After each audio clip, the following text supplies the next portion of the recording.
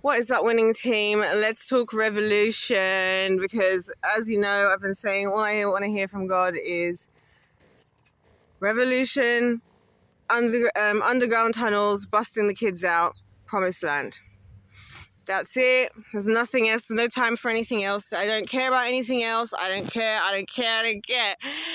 So I'm thinking, what does a revolution in this era look like? So I've been thinking about this. Is what I've been thinking about all the time. You guys say this is what I think about. And the first thing I had to think was, because I'm thinking, I'm modeling off of what Martin Luther did, right?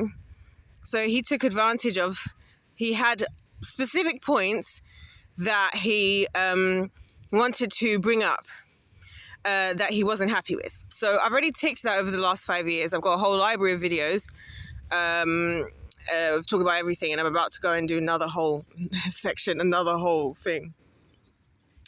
Then he utilized the technology of the time, which was that they just invented the printing press. And I'm not going to say what my idea is, but it clicked to me exactly what that would actually mean, like, and look like. Because obviously you have technology, but like, it's like, how do you do it though? Because there's levels to this thing. Anyway, and my final thing I've been thinking about, and this is what's really been making me hold back, as I've told you guys, is how do we make sure, because this is the group project, by the way. Welcome to the group project. How do we make sure we see this all the way through to the end, right? How do we make sure we see this through to the end? And I'm going to talk more in some videos I'm going to film later about, just how many times in the Bible, even some of the people we've spoken about so many times, positively, just didn't quite get to seeing things through, and what led to that. So like with Moses, and I've had a huge revelation about why they ended up not making it to the promised land, which is not even what I was thinking entirely, because what happened was, I'm going to get into it, guys, because it's a whole thing, but pretty much the second doubt set in. So I know that one key thing, as I've said to you guys, is holding on to our faith like no other. That's the one thing we can't give up on no matter what.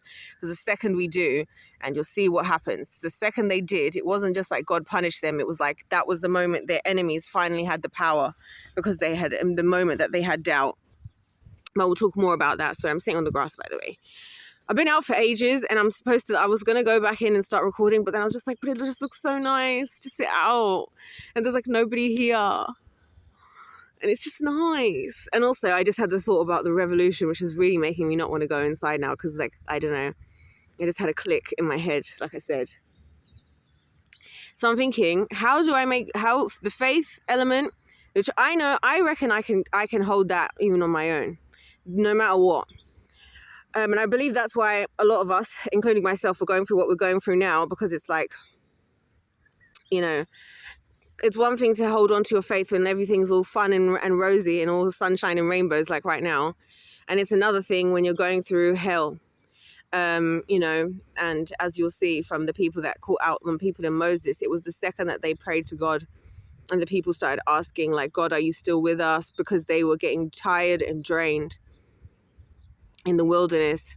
Are you still with us, God? God, are you still with us? And the second that they had doubt, their enemies came in and they attacked them from behind, and they went straight for the weakest, which is just insane. But this is how serious this faith thing is, and why I say that above all else, we have to hold on to faith more than anything, because anything else that we lose can be saved. But the moment we've lost faith, that our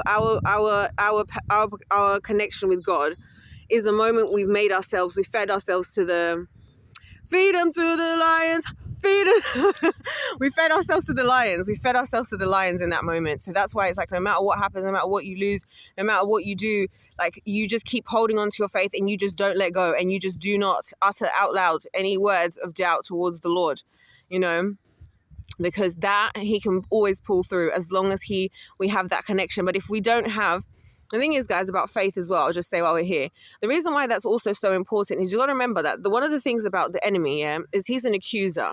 His whole thing is he's trying to trip us up in sin, so that he can then go and be like to God, oh, but you're a just God. Look at what your child did. Look at what your child did. So they deserve to go to hell, don't they? Now they deserve, because I thought you said your children behave this way, but this child's behaving like this. So they're looking like my child. They're looking like they're my child, actually.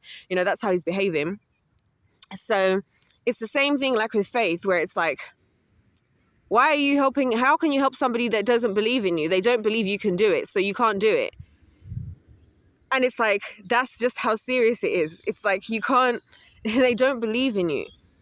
They don't even believe in you. So even then, imagine he does do it. You're going to go and give the glory like the people did in Egypt, in the wilderness, when they built the golden calf. They then started to give some of the same glory, the glory that God deserved. They started to give to these golden calves. The glory that God deserved, the glory that God, who broke them out of the current empire of the world, of Egypt, and broke them away from there and took them through the Red Sea and did all of this and is feeding them miraculously every day. That God, they're going to go and share his glory with a metal calf. Like, we literally make it easy for the enemy. That's why I'm like, it's not just a thing about, oh, God is trying to be whatever, but it's like, how can he doesn't have faith? You don't have faith. It doesn't work that way, you know? And so, you know, faith is the thing we have to hold on to. So that's the other section. Like, I'm really thinking this through, because I feel like a lot of movements I've seen, I'll never forget when I went to see the Black Lives Matter protests, yeah? And I wasn't really that interested in going to see them. I didn't go to the first or second one, but then on the third one, I just had that little feeling inside like I should go. And I remember when I was out there, I know why I was out there. Because there was no sense of like strategy, plan, purpose. Like, there was nothing. Like, what was it that we want? I remember once one of you guys, and this was years ago, asked me what the winning team manifesto is. And I was just like, that's a really good question. I still haven't answered. And I'm glad you asked me that, because it made me think that's a good point. Because it's one thing to be all excited about, oh, we need this, we need to see this change. It's another thing to think, okay, but what is the strategy we need? And how do we actually pull this off? And how do we actually see this through to the end? So that's why I've been spending time thinking about it. And I'm not just pulling the trigger on certain things that I have set up in place intentionally, as needs be. One of which being, I will tell you this one because it's kind of funny. You might question, right? I have a secret reason why I be going on some dates with certain types of people, and that is because I plan that if I have a revolution, I plan to be making some phone calls to people in certain places, like, hey, I'm thinking about you, and just wondering if you could do me a little favor. That's my real plan, and that's my real secret plan. So I've actually told all these guys, by the way, about my revolution. I told you I'm always working on the project. I just wish I didn't have to waste time doing anything else. And that's my prayer to the Lord. I was just saying, like, God, please, now is the time to just free me of the chains of Egypt, so I can just focus on this full time, like for real. But yeah, so I'm thinking, yeah, we need specific critical points. We've got that. Use of current technology. I have an idea. I know exactly what we need to, I know what we need to do, and I know what we need to do to reach the right people. Some contacts around the world as well, we should add. in good places, in strategic places. Faith, right? And then here's the kicker, and this is the one I'm concerned about. So with Martin Luther, right, the problem we saw there was as they went forward with as he went forward with the plan at first, obviously, and this is my issue when it comes to the jury of the sheeple, because those first bits, I can do all of those bits pretty much. I can organize all of those bits essentially alone, but we've done this together, so thank goodness I haven't had to do this all by myself. I wouldn't actually have ever been able to do it because you guys, I never expected to be here, so you guys have no idea how much it means to have you guys, and this is why I'm so dedicated to seeing this through, because it's like, I'm not going to let the support, the love, the teamwork, the advice, the openness, the vulnerability, the honesty go in vain from you people. I'm not letting it go in vain. So we got to fully send this, and we got to send it in a way that it's going to like we're getting across. Like, because as we know, I've been saying, Moses' generation, they didn't quite make it. What went wrong? Okay, it was the faith. Martin Luther didn't make it. Okay, why? Because after it was all fun and games, because this is the thing about everyone, at the beginning it all sounds fun. Like when you start, it's the first like momentum of everything. Everyone's having a good time. You know, it's kind of like running a marathon is a great way to put it. When you watch, because you guys know I watch so much sporting events, like it's a joke. I have been watching so much sporting events. It is a joke. And I'm desperate to learn how to play paddle. I need to try paddle because it's a sport I've never tried and it looks kind of interesting. But yeah, when you see people like running, like say like a marathon, at the beginning, it's all fun and games, right? At the beginning, everyone's like, we're all cheering. And then you get to hour 2, or even hour 1. And it's like, oh, can I really do this? And then hour 2. And then you start to really see as you go through your resilience. Right? Because it reminds me of this Mr. Beast video. Again, this is why I love watching the Mr. Beast videos. Although I think the guy's very dodgy. I don't know if I say that enough. I do believe this man is super dodgy. And definitely, no, I don't know, knowingly or unknowingly working for the other kingdom. I'll say that. I don't know if he's aware or if he's just the perfect puppet. But then again, I feel like he must be because he started out his channel talking about God. So again, you see even that. How do you have somebody like Mr. Beast who starts out talking about God, going and becoming such like doing something that's so counterproductive? Because I remember there was a guy on there in one of his shows in this same episode. He left because he was like, everybody's seen the good, the bad and the ugly of me, but I don't want to see more of the ugly of me, so I'm going to leave, because he realized that the show was bringing the worst out of him, because it was, right? Because he did this whole, Mr. Beast does these things where it's like, see who can last the longest.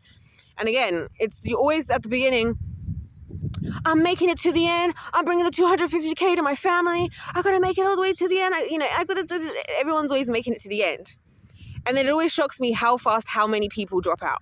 I'm like, it's been a day. Overnight, I miss my family now, so are we gonna go? After a day. After you gave it the big one. You gave it the whole, and so this is what I'm worried about now. This is what I'm worried about is, are there enough people who can endure to the end? Like, that's the thing. And are there enough people willing to bend the system enough and to go against the system enough? Because the thing is, if there's not enough, all that will happen is kind of similar to what happened in other things, where you either have Martin Luther who decided, no, freedom isn't spiritual and physical. It's actually just spiritual. He doubled back on what he said, because then the poorer people were like, oh, so in God we're supposed to also thrive, we're supposed to also have freedom, and that was causing issues with the higher ups, with the big leagues. So then I have to take that into account of what actually happens. Can I actually believe, can I trust in the team that we were all not going to like falter because the devil starts signing checks? Because like I said, we have to be prepared that there can't be a check. Even if the check says infinity, listen, the only way that check can say infinity is Christ, and that's whose team we're on. So can you withstand that? Can everybody withstand when the devil tries to swoop in? Like, because it's all one fun thing, like I said, to start a movement. It's another thing for everybody to endure to the end. Yeah. And so can we all withstand that? Can we all withstand the fact that the people around you might not like it? Like, and I'm not talking about just you guys. I'm not really talking about you guys, because you guys have heard me talk about this stuff for years. I'm talking about whoever the people who are destined to be there. It sounds like all fun and games until it's your mum calling you saying, why I've seen you out on the news. What's going on? You need to be safe. They're saying that they're going to come in and imprison all of you, or it's your friend saying, I can't believe you would do this. This is so embarrassing. Like, why couldn't you just keep quiet? Why couldn't you just do what the rest of us are doing? You know what I mean? Or it's going to be like Job's friends in the Bible, where it's like, oh, all of this is happening to you. That must mean that God isn't with you. Like, you must have done something wrong. Or like his wife making like question the faith. And that's like the final stage that I'm struggling with. And I realize that my own experiences with human beings is intertwined within that, where I believe that people always falter at that point. As in like and it is true. Like, that's the difference between a winner and a loser. It's always who can handle the heat. As I said again, I always use Gordon Ramsay as an example. He says people think he's mean, but along the way, he had other people who were in the same kitchens who couldn't handle the heat while he was training, and he handled the heat. And he's emulating what he experienced. So is he mean, or can people just not handle the heat?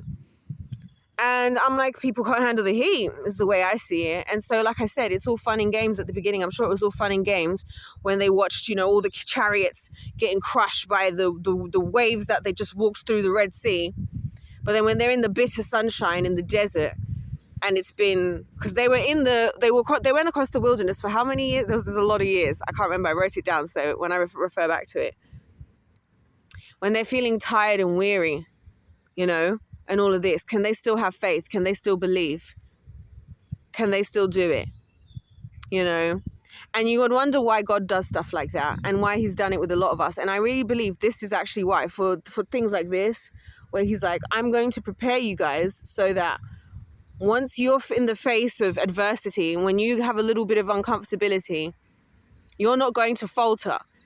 Right? You're going to be able to you're going to keep pushing on and keep going through. David, who was out in with the freaking sheep, not doing something glamorous, not doing the fancy soldier training, having lions coming to chase after his sheep and having to defend himself and choose whether he's going to boss up and take on this lion or quake in fear and lose a sheep, right? Or Paul, who wrote all these letters, all these Ephesians, the Hebrews, Corinthians, all these letters, Timothy. And he even writes, as I write in chains, as he's in prison. He's in prison. He's been imprisoned. He's writing to them from prison because he's been put in prison for his faith. So it's just like, are people going to make it to the end? Can a large group, is there really? And I guess that's where my faith is. I'm like, God, have you really, really, really prepared enough people with enough faith to pull this off? That's my question. Because if I knew for certain, I would not hesitate. But what I cannot do, and I will not do, it would be another failed mission because we couldn't make it. And that's where I'm like, this is why things are taking longer. Because this is why we're waiting. This is why it feels like I'm hearing the body of Christ waking up. And I'm like, we knew this 5 years ago. Why is it only today this pastor saying this and you've got this huge platform? Why are we only saying this now? Why are we only seeing this now? And so now I'm seeing, so as is the story of my life, I have to wait for everybody to slowly catch up. And largely because they had the luxuries I didn't have. And that's why you guys are here, because you all know what I'm talking about. You didn't have those luxuries, so you never were in that space anyway. So that's where we're at with the revolution situation. And that's where we're at. And certain details, obviously, I'm not saying because this is still a spiritual battle. So I don't want to give away. And I'm keeping things in my head. I'm not even writing things down. I'm not even saying my prayers out loud. But a lot of the ins and outs of whatever I'm thinking or not thinking is in my head. But I have to start putting the word revolution out there so that we can start bringing it into the atmosphere. That's why I have to talk about it. Because I was like, maybe I should just we start talking about it, get you guys thinking about it. And also for you guys of the winning team, prepare yourselves because I'm not joking. And you might think, who am I to think I can do anything? Well, that's what winning always is. It's always, who are you to think you can do that? That's how winning works. That's exactly how it works. You're the one who's crazy enough to think you can do it. And the only time people realize you weren't crazy is once you've done it. And the only difficulty with that is you have to endure long enough that of the people thinking you're crazy to get across the finish line. And then knowing that when you get across there, people are going to be like, like I said, you're so lucky. Wow, I wish I had this like you. I wish I had that like you. It's like, build up the strength, mate. Build up the strength. None of us woke up this way. None of us were born this way. You guys are here with me, literally fighting constantly for my faith. I'm fighting now. Fighting the fact that I don't trust anyone. I don't want to trust anyone. I don't believe in anyone can do anything. I would rather give up. I'd rather die. I'd rather literally die. But I'm like, hey, that's the losing mentality. If I died, that would be like the devil taking the W. So I must live, if only for that reason. You know what I mean? I must endure, if only for that reason. I might let God down, and there's nothing worse, no worse thought than letting God down to me. It's just, he's just done too much for us all, and he's just done too much for me. And I just want to see. I just want him to be able to, like, I feel like if we create the environment, like if we actually come together, I am 100% confident that God will rain down his power from heaven into us. I'm so certain of it because I feel it constantly.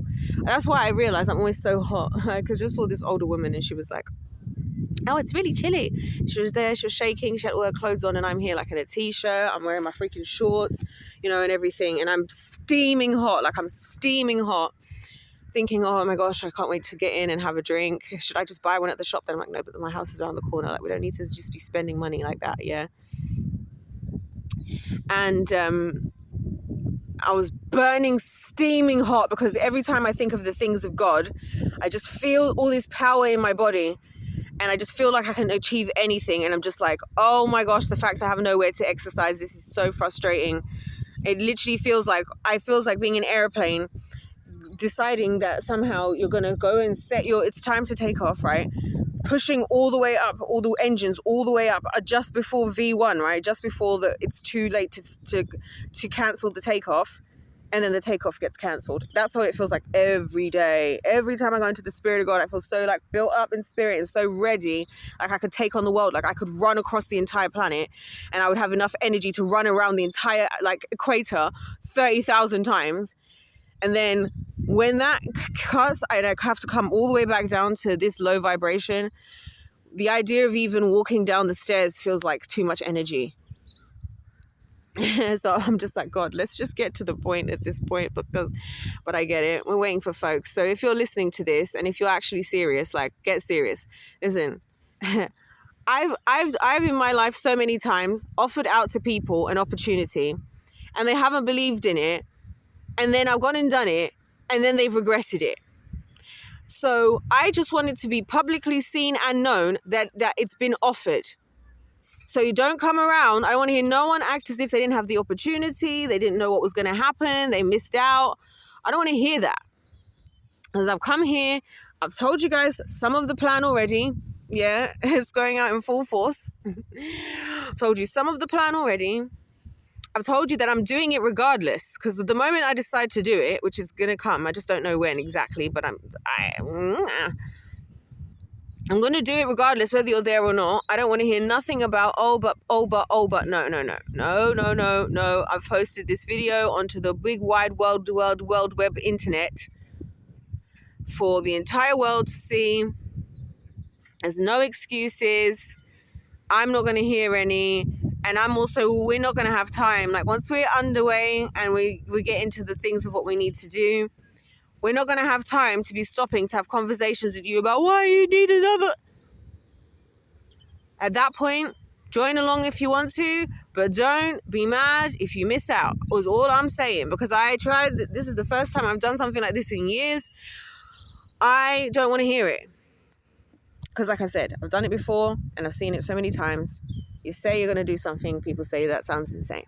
It does sound insane, but go hard or go home, right? Go hard or go home. What's the other alternative? We're just going to live in this life, like in this world as it is.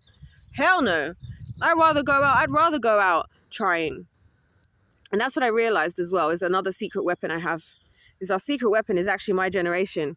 Because we're so disappointed with how we live and how we're living. We're so disappointed with the state of the world. We're so disappointed with just everything. And everything is so working against us. And this is all over the globe, right? That I feel like my generation is going to be the one that's just going to be like, to hell with it. Like, and to hell with fully sending it. Like, they're the ones who I'm depending on. I'm not really depending. I'm questioning the other generations, millennials. We'll see. We'll see how you guys do when we're like halfway through the marathon. See if you guys can keep going.